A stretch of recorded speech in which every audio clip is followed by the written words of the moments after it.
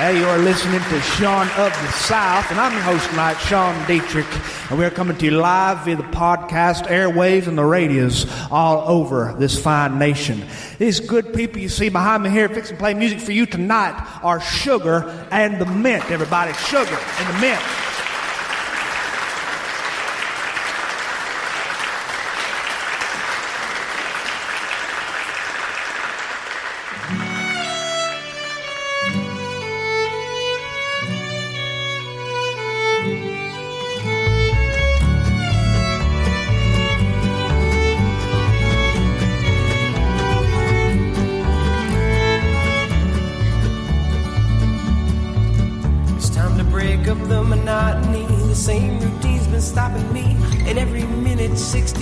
Seconds on the long hand. On the other hand, my memory is filled with tainted history, and all my future is to me is a record spinning on. Well, I'm not shedding blood or tears or worried about every fear. I'm just afraid that 10 years from today things will be the same.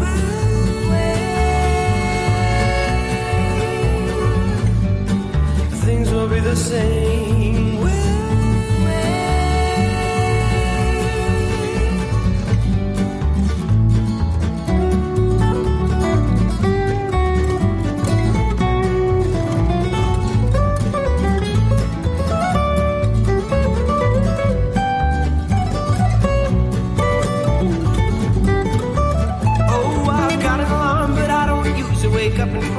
I don't lose it on the first unlucky person that gets in my way. And I drink 1,000 cups of coffee and think about the new philosophy. Pretty girls walk up to scoff at me, then walk away. Well, I'm not shedding blood or tears or worried about every fear. I'm just afraid 10 years from today things will be the same.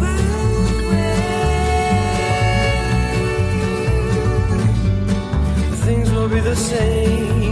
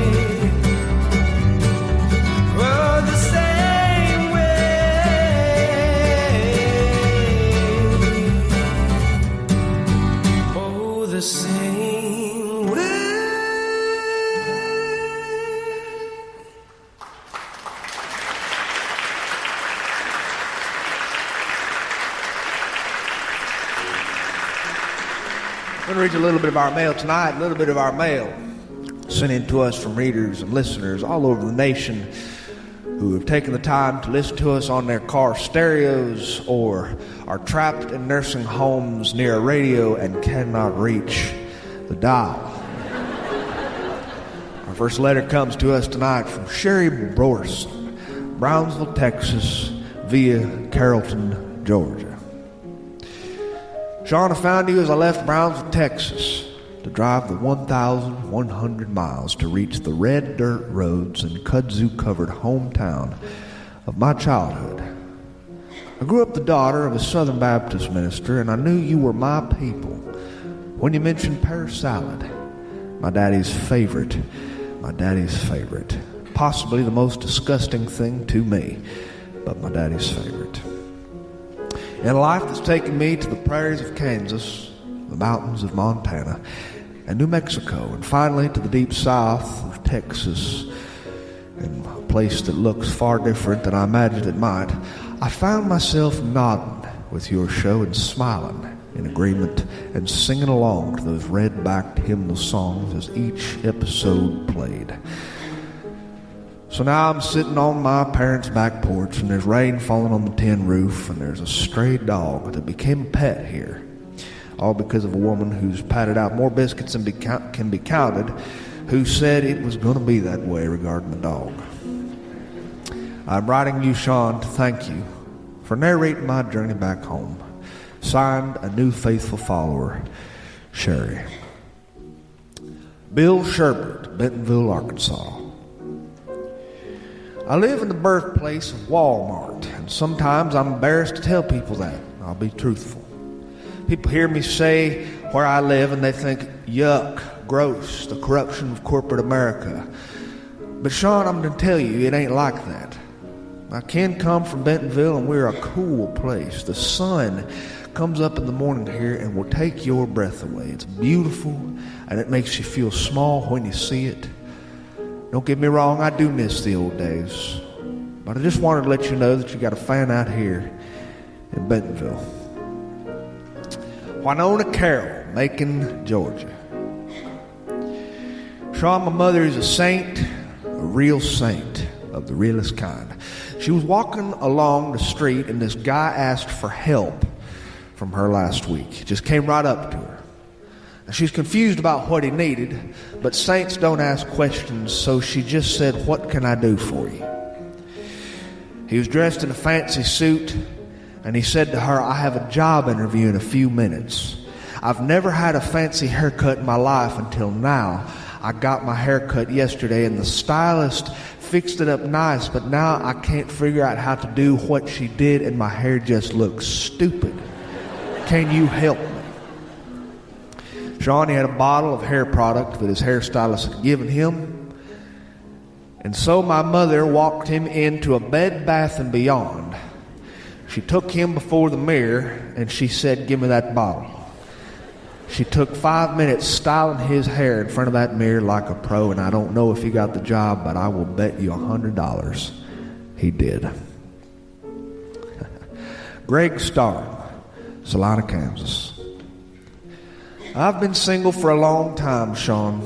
Too long. And except for my dogs, I pretty much live alone. I was at a dog park years ago when I met this girl there. She had 2 dogs she was training, and she seemed like she knew what she was doing. She had this electric collar on one of them, and she would give special treats when the dogs did whatever she told them to do. It was impressive, to say the least. I approached her, and I asked her how I could train my dogs to be like hers were. And so she took the time out of her training to teach me a few things. She taught them how to sit, and this was a big accomplishment for me and my dogs. We started meeting at the park a few times every week. She helped me train my dogs. She is the reason my dogs knew how to do anything besides jump and knock people down. To pay her back, I bought her things and put them in gift baskets. And I even baked her some things. I only know how to cook 2 things in the oven: sugar cookies and pound cake. But I finally worked up the courage, because I'm an easygoing guy. I finally worked up the courage to ask her out on a date. So fast forward to here. We've been married 9 months, and I am the luckiest man alive. But, Sean, I must say, living with 4 dogs in one house is a special form of clinical insanity. Dana Millage, Henderson, Nevada. I'm originally from South Carolina, and I miss my home so bad I can taste it. Yesterday, I met an old lady at work who had a southern accent, and I almost started crying when I heard her say the word y'all, because it sounded just the way I remember it sounding when I was growing up. People out here don't say it the same way, Sean. I've been away from home with my job for 16 years. I almost forgot what home even is. We had a long conversation, me and this woman, and I could swear while I talked to her my accent was coming back. Oh boy, oh boy. Anyway, maybe the old adage is true, Sean. there's no place like home. Dear Dana, I believe the old adage is true. Percy Montague, Auburn, Alabama. I went to the store a few days ago and I was walking along the aisle when I saw my ex-wife. She was walking with my cousin and they were tossing things into the same buggy. My cousin and I are good friends, and I was surprised he hadn't told me about this little extravaganza. But come to find out, my ex-wife had just gotten out of the hospital and she needed help picking up a few things. My cousin volunteered because they are in the same Bible study class together. I didn't even know she'd been to the hospital. And so I'm about to drop some things off at her house and a bouquet of flowers to tell her to get well soon. I believe in love, Sean, even to people who are harder to love than others. Sharon Brider, Houston, Texas. Nobody has a cure for old age. That's what my mama used to say, and she was good at getting old. Getting old is a skill, Sean, you know. Some people get old and they hate it, but others are excellent at it, and it don't hinder them at all. It just makes them better. And I guess that's the difference between some people, just like the difference between vinegar and wine. Some things get more delicious, other things sour. I want to be like my mother. I really do. And I'm 69 years old today while I write this to you.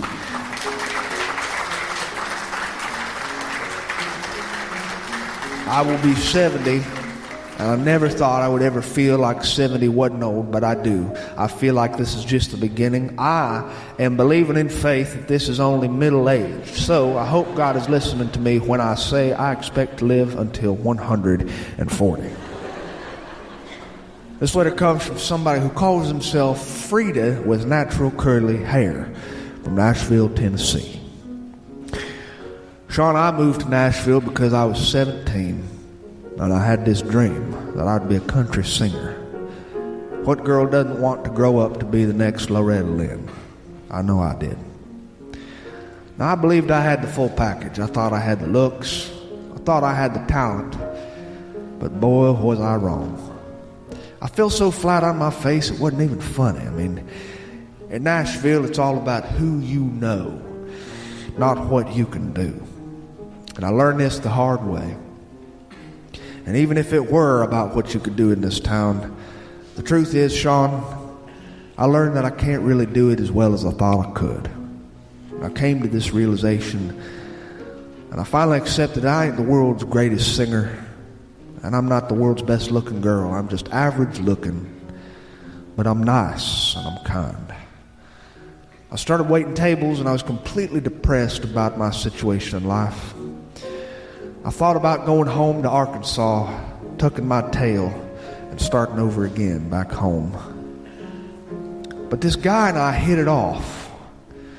We met by chance through a mutual friend, and he was a maintenance man in a church nearby. He invited me to church with him, and I was like, I don't think so. But somewhere along the line, I changed my mind, and I went to church with him. And then after church, I went to lunch with him. And then after lunch, we spent the whole day together. To make a long story short, since that Sunday, we've never spent more than a few days apart. The day of our wedding was our 10-month anniversary of even knowing each other. While I write this to you, I'm grateful. We have been married 12 years on the 8th of November. And I just want to say that not all dreams that you have are the right ones, but don't worry, because there's something new around the corner that you are gonna like. And that's letters from our listeners. We're gonna have another tune here from Sugar and the Mint.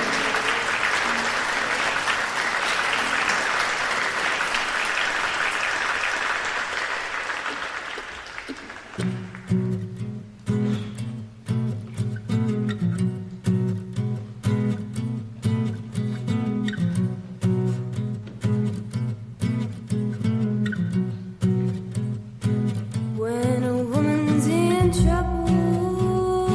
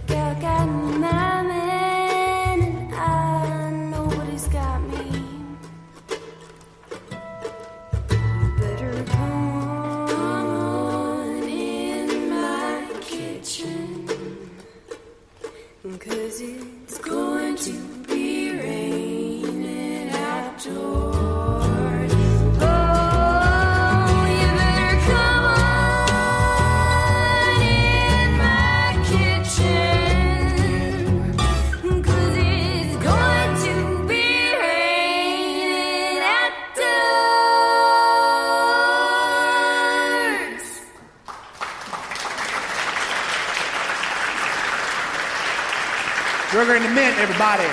Sugar in the mint.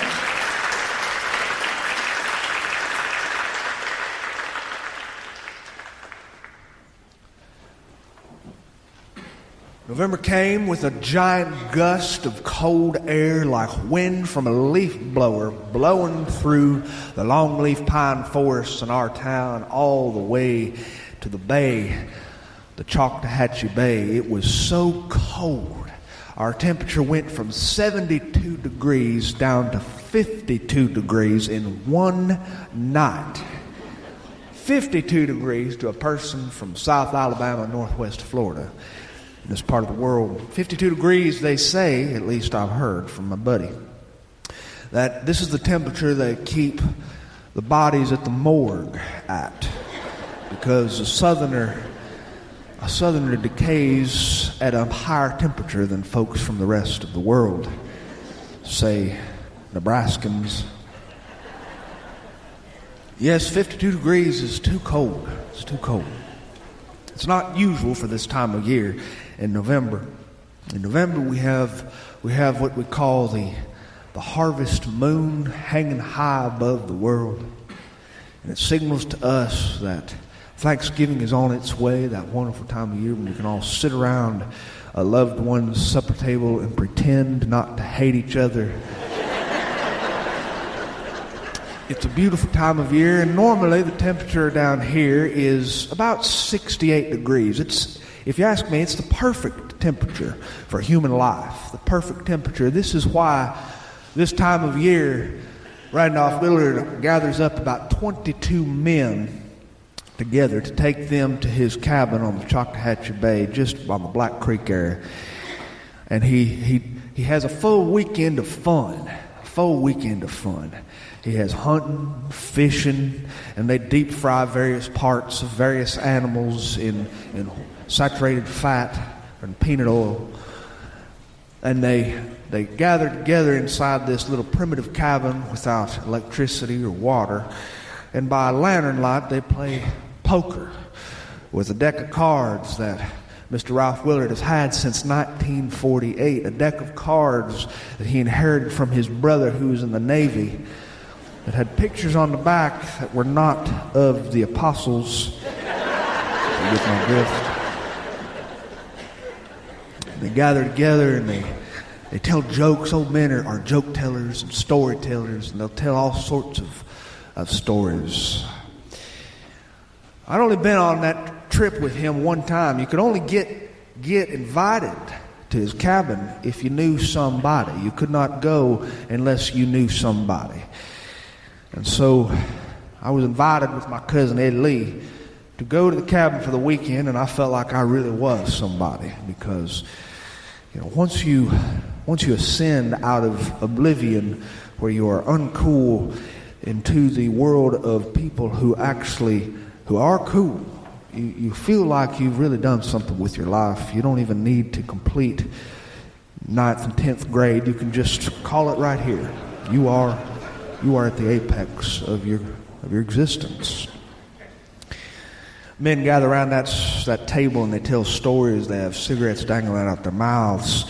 In the pantry at this cabin, there was all sorts of old man food lining the shelves. Sardines packed in mustard sauce. And these old men would get these sardines and just place them on white bunny bread. This the stinkiest sandwich you ever seen. One man brought Limburger cheese and did not bother to refrigerate it. It came wrapped in a little piece of foil, and whenever he'd unwrap that foil, it smelled like somebody had really done something bad in their pants. The old men, they love stinky food because, I assume, it's because they've just lost their taste buds, and it takes more to stimulate their taste buds than it used to. I watched Brother Jim make himself a tomato sandwich, which in our part of the world is just one very fatly sliced homegrown tomato. You cannot make a tomato sandwich without a homegrown tomato. You slice it about as thick as your thumb, and you place it on white bunny colonial or sunbeam bread. No other bread will do. And then you slather it with either Duke's or Blue Plate mayonnaise.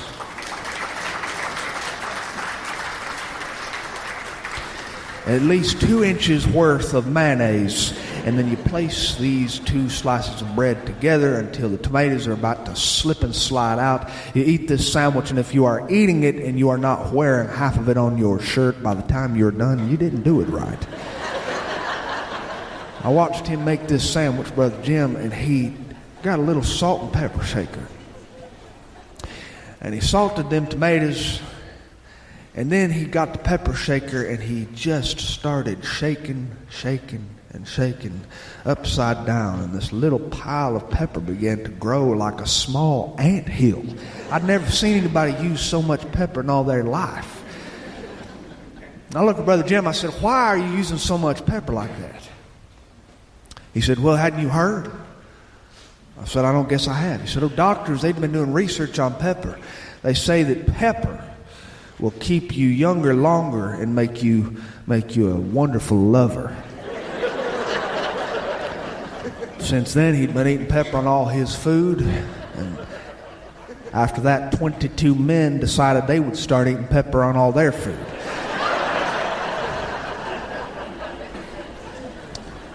That table in that cabin's a glorious place to be. There's nothing finer than listening to old men tell stories. Mr. Randolph Willard was fueling the stories. He was the facilitator since this was his cabin. It's been in his family for 89 years. 89 years. And the first question came from a man who'd been invited to the cabin. He was from Pennsylvania, a banker of some kind. And he said, I heard your bay is filled with alligators. And the men at the table laughed. Randolph Willard looked at him and said, alligators? Lord, no. This is a brackish water bay, sure, but we don't got no alligators. Alligators are more mid-Florida than South Florida. I mean, they're around here, but they're very rare. He says, you won't find an alligator in that bay. I've been fishing in that bay since I was just a little boy. And my father's been fishing in that bay since he was a little boy. And my grandfather and my granddaddy's granddaddy, and we ain't never seen no gator.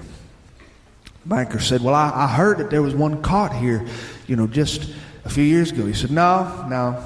He said, I heard that story too. He says, but nobody who lives here put any stock in that. And then they told jokes. I love to hear old men tell jokes. They got the best jokes. Brother Dave said his old standby joke that everybody's tired of hearing about the doctor. He said, hey, you hear about the fellow who went to the doctor? And all the men just kind of roll their eyes. They know what's coming next. He said, oh, yeah, he went to the doctor. The doctor said, boy, I got good news and I got bad news. And the man said, oh, you do? He said, well, give me the bad news first. He said, okay, son, okay. Well, I hate to tell you that we amputated the wrong leg during your procedure. The man just was shocked. He said, okay, well, what's the good news, doc? He said, well, good news is we found out that your other leg don't need amputating after all. And the men are all obliged to laugh, so 22 men offer Southern Baptist courtesy laughs. These are the kind of laughs that you hear on the local news when anchormen are bantering with their co-anchor. It's a artificial laugh. It sounds more like play acting. It's not real.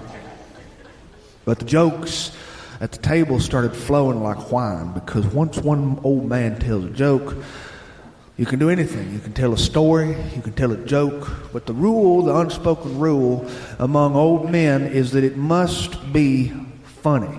Now, these are the kind of men that I learned how to tell stories from. I learned how to tell stories from men with white hair and lines on their face and big noses and big ears, because like my Uncle Jether used to say, the only thing that stops growing on a man is his dignity.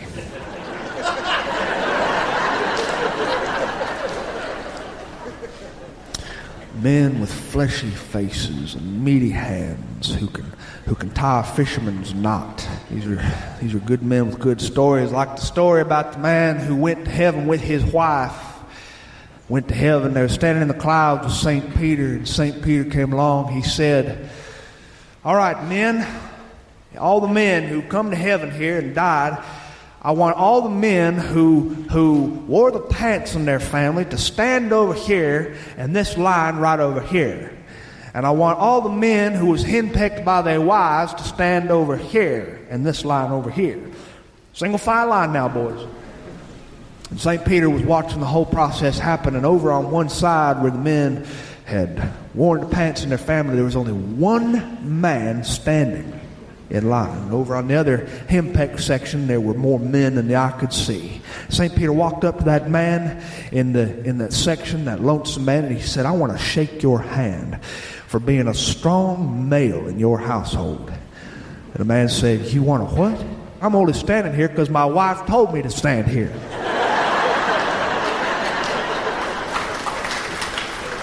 Oh, that one hit like an atom bomb around that old table. That one hit like an atom bomb. Men love jokes.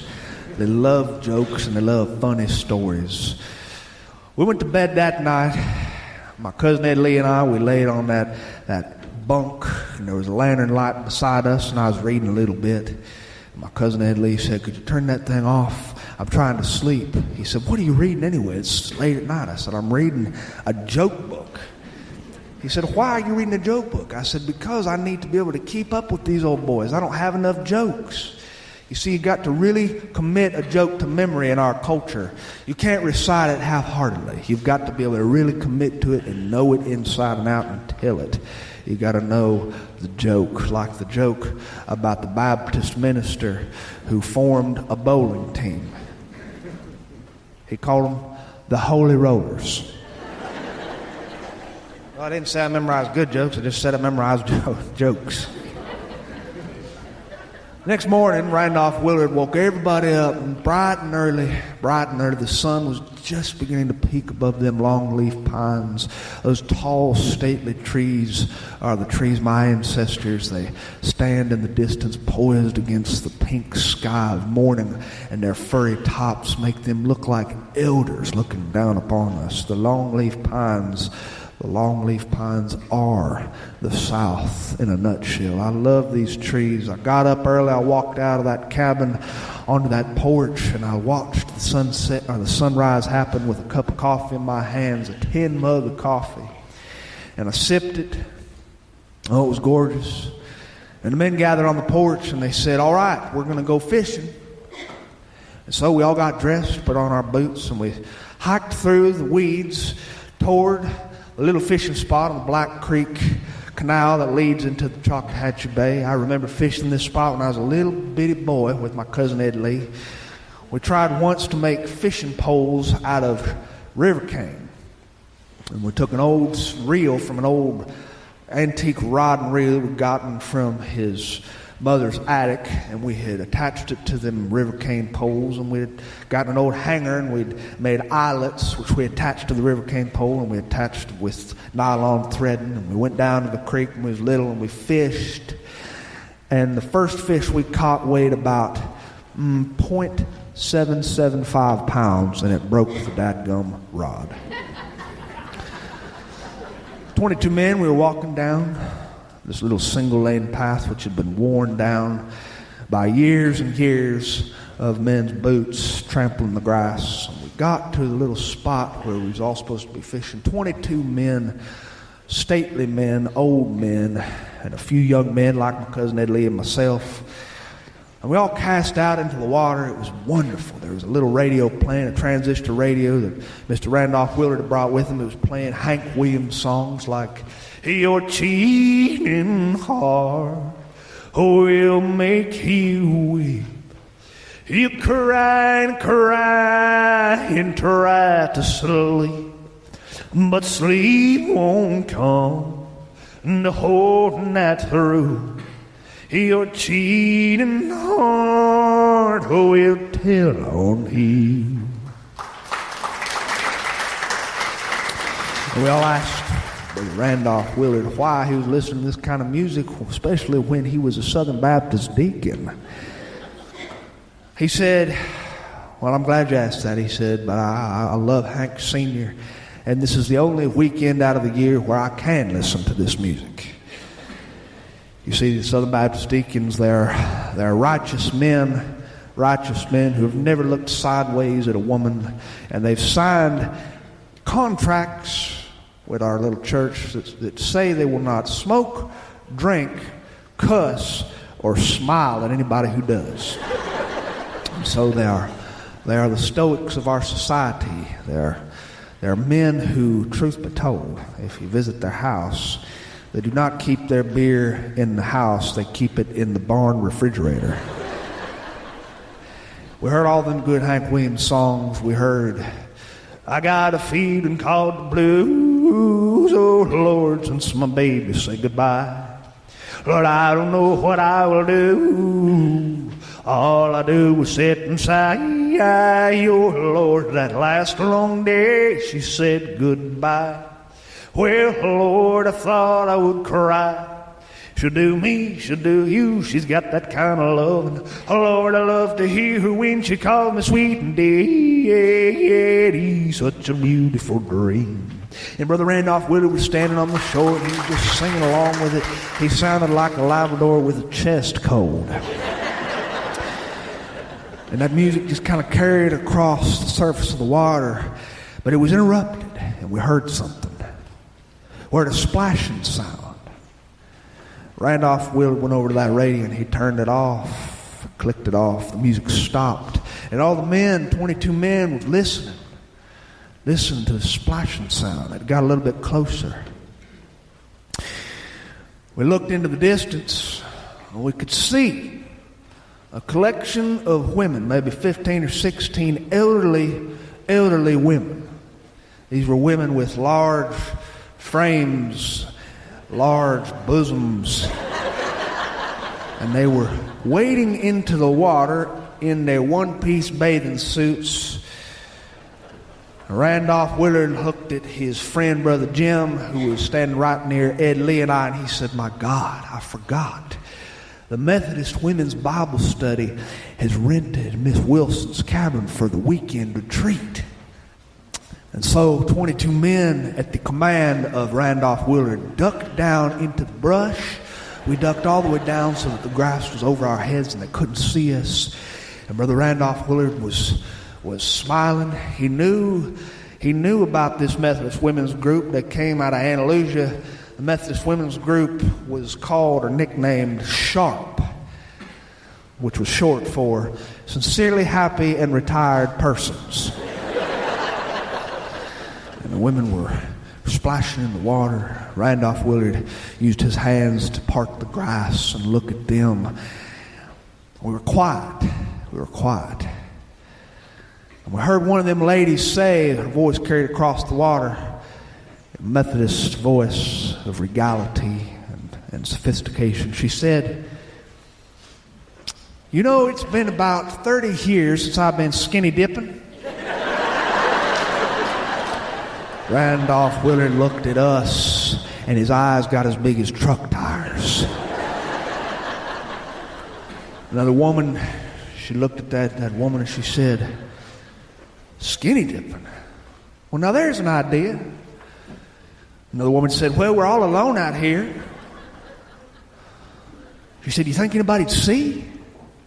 Well, now, I don't know. But before they could finish their conversation, one of the women had already removed her bathing suit, and it was the biggest brassiere I have ever seen in my entire life. My cousin Ed Lee looked at me and he said, oh my God. And 22 men with fishing rods covered their eyes and covered their heads, and there was light giggling flowing among us. Yes, sir. Light giggling turned into stronger giggling, but we were quiet for the most part. Brother Randolph Willard, my God, his face was about as red as a plum. And he said, y'all wait here. I got an idea. Brother Jim said, what are you doing? You can't get up there and do nothing. They'll see you. He said, just hang on. Randolph Willard picked up his 5-gallon bait bucket, walked along that shore carrying that white bait bucket just as easy as you please, swinging it along, singing a song, whistling. And he finally approached them ladies And he said, well, morning, ladies. Good morning. And the sea of Methodist women bobbing in the water just looked at him. And one woman said, leave us alone, please, sir. He said, oh, leave you alone, huh? Well, my goodness, what are all these clothes doing here on the shore? What are all these one-piece my good, why are you ladies skinny dipping? And the women, they kind of got a little bit lower in the water so that the water came up to their noses. If they could have gotten all the way under, I bet they would have. One woman said, please leave us alone, sir, please. He said, skinny dipping, my goodness, I ain't done that since I was just a young. One woman said, look, we know what you're trying to do. We know what you're trying to do, Randolph, but it ain't going to work. There ain't nothing you can do that's going to get us out of this bay water here. He said, ladies, listen, and I'm a Baptist deacon. I got a family back at home. I got me a wife, 2 kids. I don't want to see you in your birthday suit. I don't want to see it. And I wouldn't do anything to tarnish your lovely, lovely spiritualism this weekend. They said, well, then fine. What are you doing here? He said, well, Randolph held his white bait bucket high into the air, and he said, ladies, don't mind me. Stay right where you are. I just came down here this morning to feed the gators. Hey, thanks for having me this evening. It's been a wonderful pleasure. I appreciate it very much. Appreciate it very much. Hey, thanks for listening to Sean of the South. I've been your host today, Sean Dietrich, and man, it's been a bona fide pleasure, if I do say so myself. Hope you join us next week, and perhaps even a week after that if you ain't got nothing going on. And if you do, well, we don't mind waiting. That stunning music you heard behind me today was the progressive bluegrass music of Sugar and the Mint. These guys have shared the bill with the Nitty Gritty Dirt Band, Emmylou Harris, the Punch Brothers, Tommy Emmanuel, the Steep Canyon Rangers, and the Sam Bush Band, just to name a few. Their first album, Grape Flavored, in 2017 demonstrated to the world their lovely harmonies and their vocal prowess and lyrical compositions. To find anything more about what they do, check them out at sugarandthemint.com or check them out on iTunes, Spotify, Amazon, YouTube, or the bookstores. Look at their albums, Just Past Midnight or Grape Flavored, and do yourself a favor and get them today. To find anything more about what I do, you can visit SeanoftheSouthShow.com, and there you can find an archive section with our past episodes, the good ones, the mediocre ones, and even the flops. And while you're there, I hope you take the time to drop me a line, because I love to hear from my friends. Tell me about your birthday announcements, wedding invitations, anniversaries, ice cream socials, and church potlucks, and I'll do my best to read them over the air, because I love to do that sort of stuff for my friends. And speaking of friends, how is it that one careless match can start a forest fire, but it takes a whole dadgum box to start one measly campfire? Adios.